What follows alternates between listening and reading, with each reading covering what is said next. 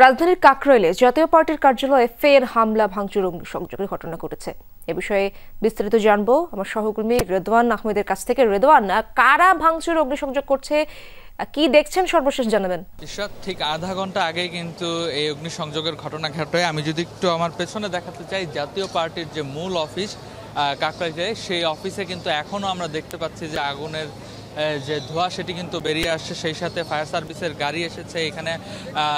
জাতীয় পার্টির যেসব কর্মীরা আসছেন তারাও কিন্তু ছুটে এসেছেন। আমরা দেখতে পাচ্ছি যে এখানে কিন্তু এখনও ভেতরের আগুন অনেকটাই নিয়ন্ত্রণে, এবং ফায়ার সার্ভিসের কর্মীরা কিন্তু তৎক্ষণাৎ তারা এখানে পৌঁছেছেন এবং তারা বলছেন যে আসলে এই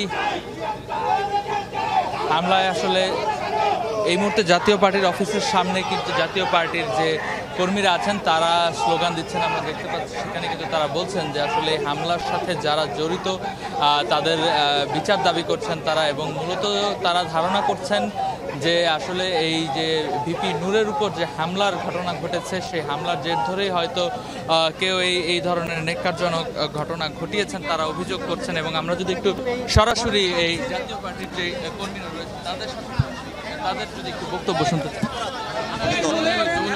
এটা থেকে হতে হবে নিশ্চয়ই পূর্ব পরিকল্পিত, কারণ এর আগেও যে সমাবেশ হয়েছে তখনও সমাবেশ করে মিছিলে আক্রমণ করেছে, আজকেও শাহবাগে সমাবেশ করেছে এবং সমাবেশ করে আমাদের অফিসে আক্রমণ করেছে।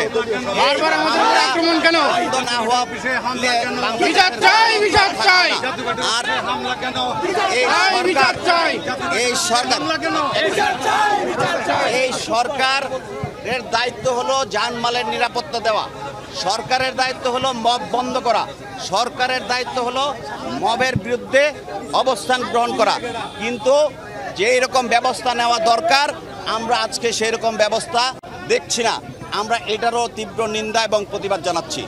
প্রিয় সাংবাদিক বন্ধুগণ, আপনাদের মাধ্যমে আমরা জানাতে চাই, বাংলাদেশে জাতীয় পার্টি ছিল, বাংলাদেশে জাতীয় পার্টি থাকবে।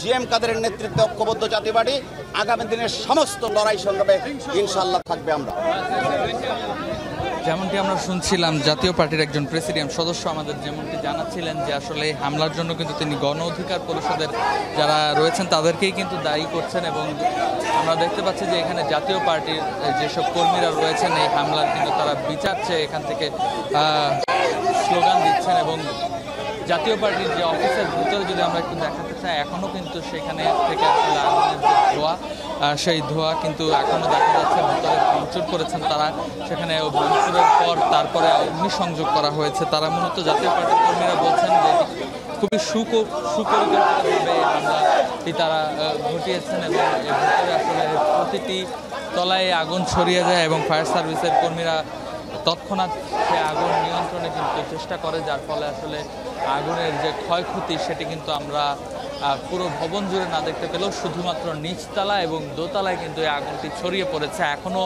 এই আগুনের যে ধোঁয়া, সেই ধোঁয়ায় কিন্তু চারিদিকে আচ্ছন্ন হয়ে আছে আমরা দেখতে পাচ্ছি। সেই সাথে বিক্ষুব্ধ যে জাতীয় পার্টির যে কর্মীরা তারা কিন্তু অবস্থান নিয়েছেন, সেই সাথে আরেকটি পাশে অবস্থান নিয়ে আছেন পুলিশ সদস্যরা। তারা এই যে কর্মীরা অবস্থান নিয়েছেন তাদের সরে যেতে অনুরোধ করছেন বারংবার একটি পাশ থেকে। আমরা একটু সেই পাশে চলে যেতে চাই এবং সেখান থেকে দেখাতে চাই যে আইনশৃঙ্খলা বাহিনী কিন্তু এখন পর্যন্ত এখানে বেশ কঠোর অবস্থানে রয়েছে। তারা যেটি বলছেন যে এখানে আসলে যারা উৎসুক জনতা কিংবা কর্মীরা রয়েছেন তাদেরকে বারবারই সরে যেতে বলা হচ্ছে, এবং তারা প্রস্তুতি নিচ্ছেন যে এখানে যেন কেউ থাকতে না পারে। সেই সাথে আমরা দেখতে পাচ্ছি যে রমনা বিভাগের যিনি ডিসি মাসুদ, তিনি কিন্তু উপস্থিত হয়েছেন ঘটনাস্থলেই। এবং এই যে জাতীয় পার্টির অফিসের যে দুটি ভবনের যে দুটি তালা, সেই তালা থেকে কিন্তু এখনও আসলে এই ধোঁয়া বেরিয়ে আসছে।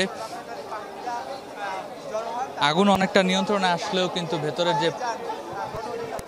যেসব ধাতব বস্তু ছিল সেগুলো কিন্তু পোড়া গন্ধ এখন পর্যন্ত ভেতরে চলে আসছে। আমরা একটু এই বিষয়ে রমনা জোনের যিনি ডিসি আছেন আমরা একটু চেষ্টা করব তার সাথে কথা বলার, এবং তিনি আসলে এই বিষয়ে যদি কিছু জানান যে হামলার ঘটনায় আমরা দেখছি যে পুলিশ সদস্যরা কিন্তু এখানে বেশ শক্ত অবস্থানে আছেন এবং তারা বলছেন যে এই হামলাকারীর সাথে যারা জড়িত তাদের সবাইকে যেন আসলে বিচারের আওতায় নিয়ে আসা হয় এবং এই হামলার সাথে যারা জড়িত সবাইকে আসলে চিহ্নিত করা হবে বলেও কিন্তু জানিয়েছেন আইন শৃঙ্খলা বাহিনী।